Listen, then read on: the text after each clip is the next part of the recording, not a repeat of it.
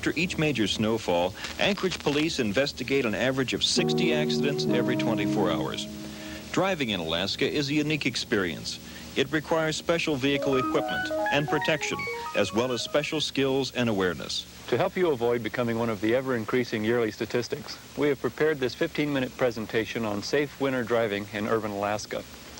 We will share tips on winter car preparation, pre-driving steps, actual driving skills, and special conditions and problems. I'm from Florida, and I've spent most of my life there, and I'd never been experienced in winter driving or anything. The road was icy, and I was coming up to a stop sign, and there was a guy stopped in front of me at it, and I put on my brakes, and the car didn't stop, and I put them on a little harder, and it still didn't stop, and I hit the guy in front of me, and then I stopped. Driving conditions in winter are often hazardous due to crowded, slick roadways, rush hours which occur in darkness, newcomers to our state who have never driven in snow and ice before, and longtime Alaskans who become complacent. But no matter how good a driver you may be, if you don't have a properly equipped car, your chances of having an accident this winter are significantly increased. The most common equipment change on a car is the tires. Before the first snowfall, you'll need to change from summer tires to studded snow tires. Summer tires are not safe in snow and ice conditions. Tread patterns on snow tires are wider and deeper to give you better traction in deep snow conditions. Studs are metal cylinders inserted into factory-drilled holes which actually dig into the ice. This added safety feature increases stopping and steerage ability.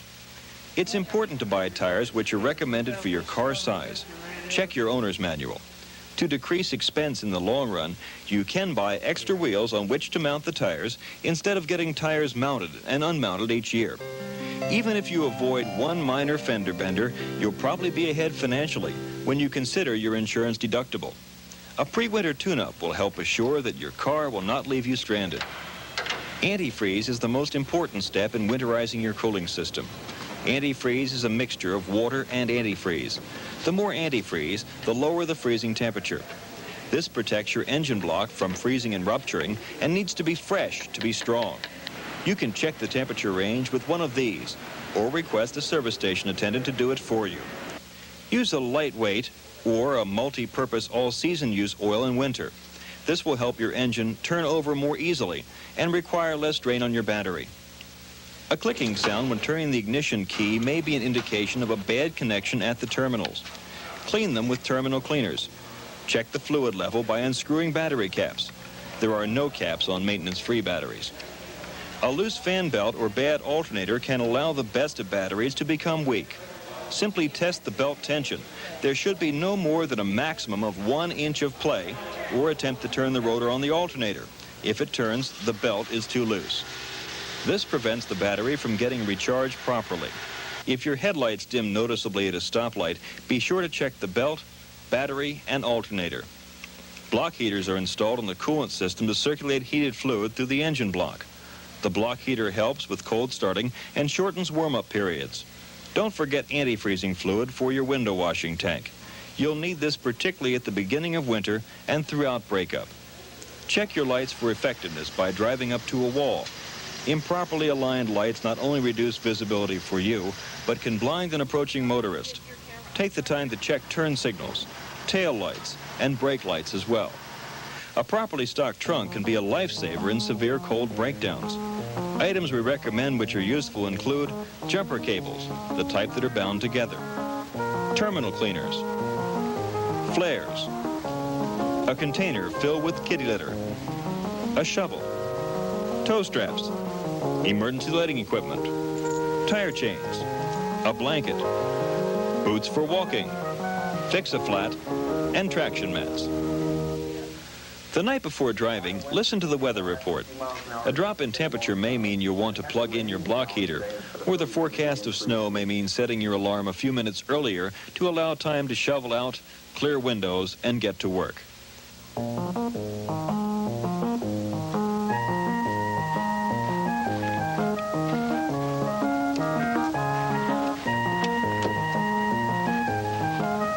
Warming your car before leaving is not only better for your engine, it allows the heater to gear up and blow warm air through the defroster. Using windshield wipers and the defroster to get the ice off windows damages the wiper, wastes more fuel, and takes more time. Don't drive until all windows are clear. Start at the top, brushing snow off the roof, windows, hood, trunk, and lights. Snow that is left can blow onto windows, over lights, into air vents, and onto other motorists. Working lights that are covered with snow do very little to communicate with the other drivers on the road. Since winter conditions require more time in preparations and in actual transit, remember to allow extra time to get to your destination.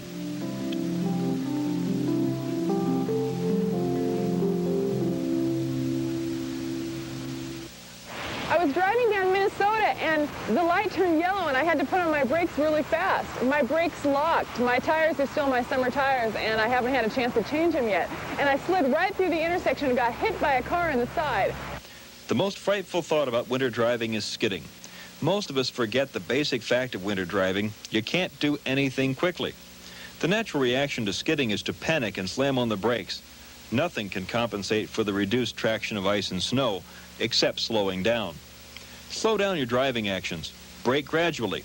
If you do go into a skid, steer into the direction of the skid. Gradual, even movements are more successful than quick, jerky corrections. Turn corners gently to maintain control. Refrain from accelerating or braking in the actual curve of the turn when possible. The key element to remember is smoothness. In summer, we tend to use the brakes to make up for our mistakes in judgment. If we're following the car ahead too closely, we just push our brakes harder. In winter, this doesn't work. Learning to brake differently in winter takes practice, but mastering it takes one more winter anxiety out of our driving. Make no sudden stops. Lightly feather your brakes when slowing to a stop. Allow plenty of space between you and all other vehicles. When making a stop, shift into neutral if your car has a high idle speed or is still choked from starting. With the engine still pushing you, the car can go into a skid. And I was in a hurry to get to where I was going.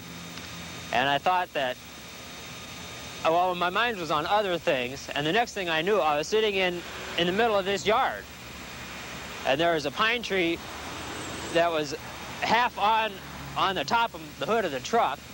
And there was a sign that was bent over the truck as well. And that's all I could see. And snow was all over the place because it was in the winter. Even with a completely prepared and equipped car and a fully informed driver, ability to prevent an accident can still depend on a proper attitude. Driving is a combination of give and take. The inconsiderate driver who cuts you off, weaves in and out, and runs red lights can affect you in many ways. He can make you mad, he can make you late, and he can cost you money. Your attitude is the key. The defensive driver is not an aggressive driver, but an aware driver. Be expecting the other driver to do the wrong thing at all times. Seatbelts are a proven lifesaver. Child restraints and infant seats are affordable and easy to use. Your baby is worth it. The excuses people have for not using them are hard to balance against the possible consequences. Don't drive to get even. You never will. Don't try to make up for lost sleep by hurrying. Sooner or later, the odds catch up with you in the form of tickets, jail, lawsuits, injury, or death. Prevention is an attitude that has saved many lives and a lot of money. A Sherman tank couldn't protect you from a bad attitude. Survival may seem like a harsh definition, but isn't it just that? One weekend it snowed about 18 inches, and it took me about an hour to go a block in that thing. I kind of have to push it and drive it at the same time. It was a real pain. That's why this year I got myself something that's a little bit more suited to Alaska driving conditions, I think. No matter how safely you drive, even with four-studded snow tires, there may be a time when your car refuses to budge. First, get out and assess your situation. If it looks minor, rotate the steering wheel to loosen wheels and try rocking from forward to reverse. Don't allow tires to spin too long, or they'll heat up and make conditions worse. Shovel out as much snow as you can, both behind and in front of the wheels. Sprinkle kitty litter or sand around the tires, or lay traction mats down. Some situations will require a tow.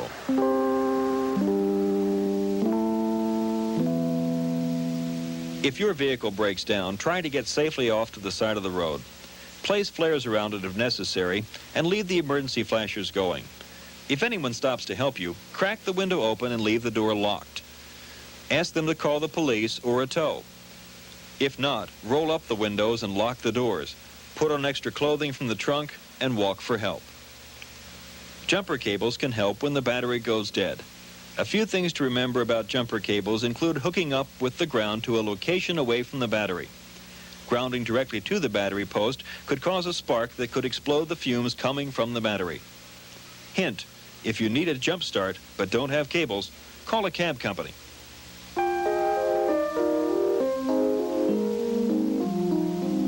Night driving in winter requires extra care due to reduced visibility and glare from ice and snow.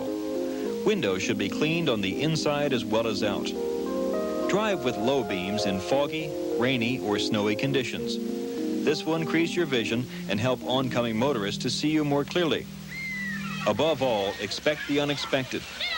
Children bolting into the street can require immediate control of your vehicle.